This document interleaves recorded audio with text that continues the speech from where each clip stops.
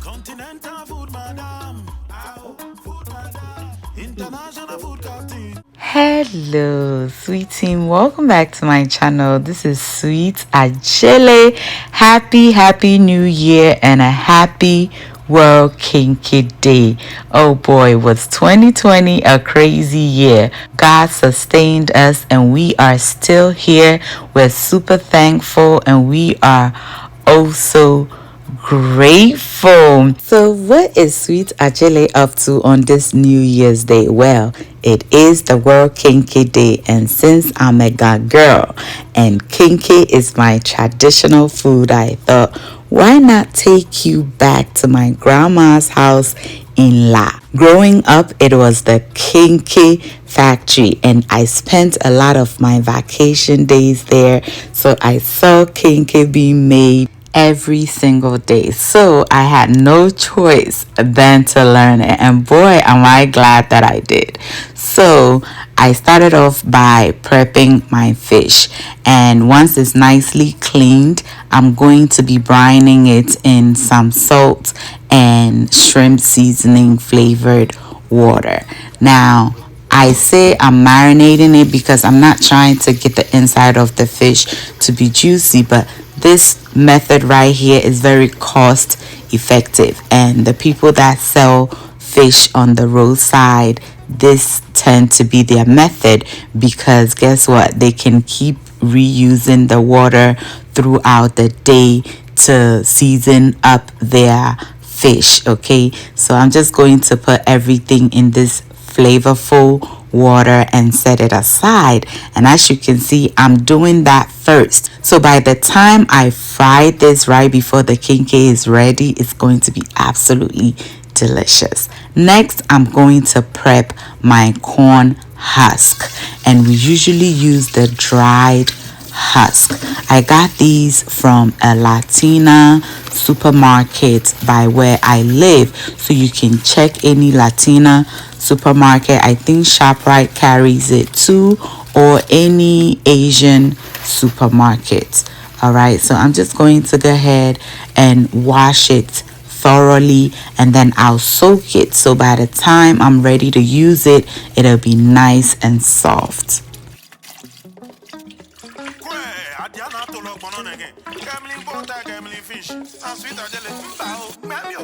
Continental food, madam. Food, madam. International food captain. We'll show you how to make pizza, jollof, bangu and okra soup, sushi and pastries. All this and more. Sweet Ajele. Go go, go go, gaga, go. Sweet Ajele. Go go, sweet Ajele. Alright, y'all, let the kinky making begin. Here I have my corn dough, which is cornmeal that I fermented for about 5 days, and I'm going to divide it into 3 equal parts. Now, one part I will cook, which will be our aflata, and the other 2 parts will be added once the aflata is done. We'll mix the cooked dough with the raw dough. Okay, so that is the science behind this. The raw have to be 2 parts and the cooked 1 part. My pot was too small, so I switched it, adding enough water to begin so that it's not too stiff for me to stir, and then I'll transfer it onto my stove top. Okay, and you need a wooden spatula or a wooden spoon for this part. I'm going to season it with enough salt. This right here should be the saltiest part of your cooking process, because once you add the 2 parts raw corn dough into it, it will balance out. And the trick is to keep stirring until it thickens like this, and then we'll begin pressing it to the side of our pot. All right, and when using a non-stick pan to do this, you want to be careful because you don't want it to burn. The burnt part will mix into your aflata, and you do not want that. And because I want this to be nice and soft, I'll keep adding water until it's at the consistency or texture that I'm going for. Now, I want to take this opportunity to thank each and every one of you for all the love and support that you've been showing me through the years. I truly appreciate it. I do try my best to read all the comments and respond to as many as I can. If I have missed your comment, do forgive me because I do miss a lot. I can't even catch up. But if I give you a heart and I can respond to the comment, bear with me. At times it's so overwhelming, but I do love reading your comments. I truly appreciate you all. I thank God for your lives. I thank you so much for always tuning in to watch my videos. Not only watch, but giving me thumbs up, sharing my videos with your friends and family, and even trying my recipes. It does mean a whole lot to me. Thank you all so much for showing me so much love and kindness through the years. All right, Sweet Ajele loves you all so much. Now back to our kenkey. So our aflata was nice and soft, so I've transferred it into a bowl, and as you can see, I'm using my convection or halogen oven bowl. Oh, that's what I use when I'm making a big batch of kenkey. So yeah, at this point I'm trying to mix the cooked dough with the raw dough, but it is very hot and you do not want to put your hands in this at this point. So I'll mix it to the best of my ability, and then I'll cover it up and allow it cool down a bit before I'll get my fingers in. I have a step-by-step tutorial on how to make Ga Kenkey on my channel already, so I'll leave the link to it in the description box so that you can go right ahead and check it out.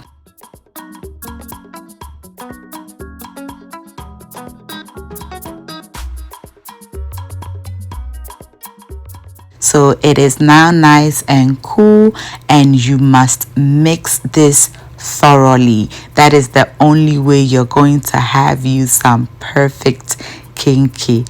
Okay, so yeah, that is what I'm doing right now. I'm mixing it up. Get your fingers in. We're getting dirty right here.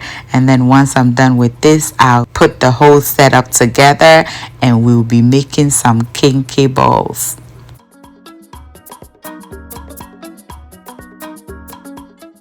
We are all set to begin rolling it up. So I have my water. I'm using a multi-cooker, a pressure cooker. My husk is ready and my aflata mix is also ready. So you want to make as equal portion balls as possible, but in case you have some that are bigger, you want to put those on the bottom of your pot. I try to make as equal portions as I can, and then you want to put it into your husk, get some more husk and cover it completely. Okay, once it is nicely covered, you want to hold it tuck and begin twisting it around. So we're just going to go ahead and twist the excess husk around until it is nice and tight, and then we look for the opening and insert that excess in there, and that is it.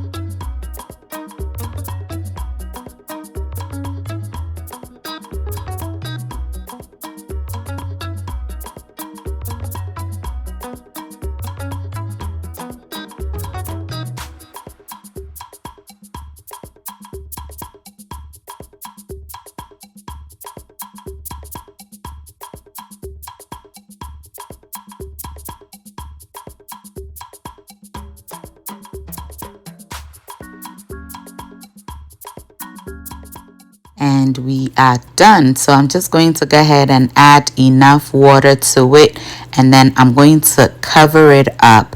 Now with this pressure cooker, I'll be using the soup/stew setting, and that goes to 35 minutes. So I'll set it at that, and then I'll give it another 35 minutes, so it'll be cooking in my pressure cooker for about an hour. Now if you check it and it is not ready, you need to add some more time to it until it is nice and ready. At this point, we're just going to go ahead and fry our fish, and it is nicely infused with the salt and the shrimp seasoning flavor that we added. And I started with my tilapias, and it is done. Once that is done, I'll go ahead and fry my herrings and finally my shrimps. So enjoy.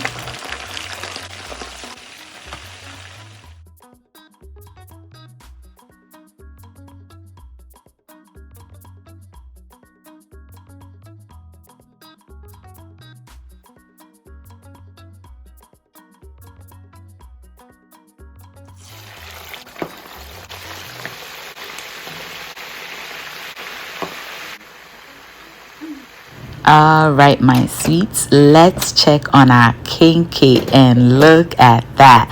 So this cooked for a total of an hour and a half. Okay, yes, it is just perfect, and I allowed it to cool before opening it, so the pressure came out by itself. Do you see how nice and soft it is?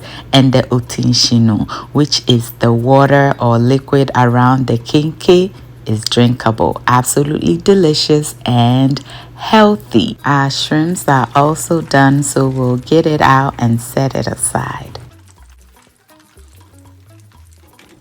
And our fish is ready, but our meal will not be complete without our red shito. All right, and I'll be making it the traditional way today. So I have my tomatoes, onion, habanero pepper, and a little bit of ginger. All right, now this is my grandma's trick to get the onion smell out of your mouth quickly after eating. She likes to soak it in a little bit of salt water while making the pepper. So by the time the pepper will be ready, the onions will be ready as well. So I'll just add that and set it aside. Then I'm going to go ahead and begin with my pepper. And you want to add some of the ginger to your taste, but don't overdo it because it takes away from the flavor. And also, when I'm using my knife without a cutting board, please don't do that if you don't know how to do it. This is how I was taught to use a knife. Although I have knife skills now, I still use this way all the time. But if you can't do it, please use a cutting board. So once I've added my onion, pepper, and ginger, I also added some salt to taste, and I'll just grind this until it is nice and smooth.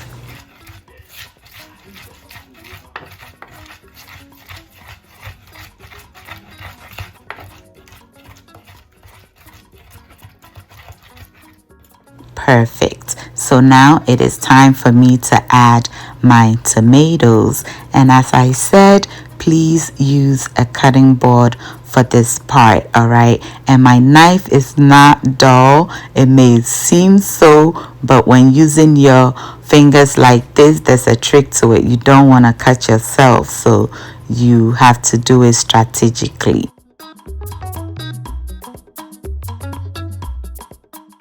Then we're going to go ahead and grind it until it is nice and smooth.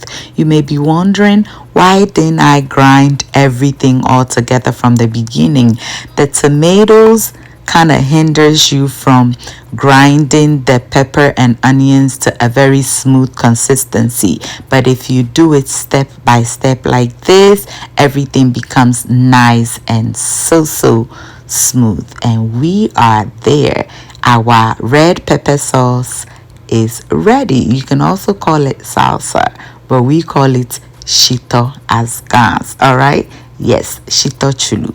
So at this point, I'm just going to garnish it with some tomatoes so that in case somebody feels the sauce is too hot, they can kind of mash that in and enjoy it. And there we have our onions. We are ready now to serve and enjoy.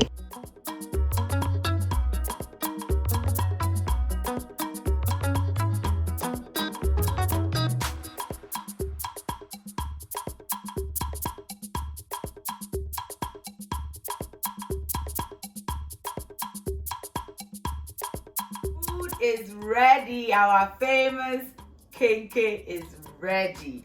Mr. T and I want to wish everybody a happy new year and a happy World Kenkey Day. So we are going to run out of here to enjoy this delicious, because you know we love Kenkey in this house, right, Daddy? Right.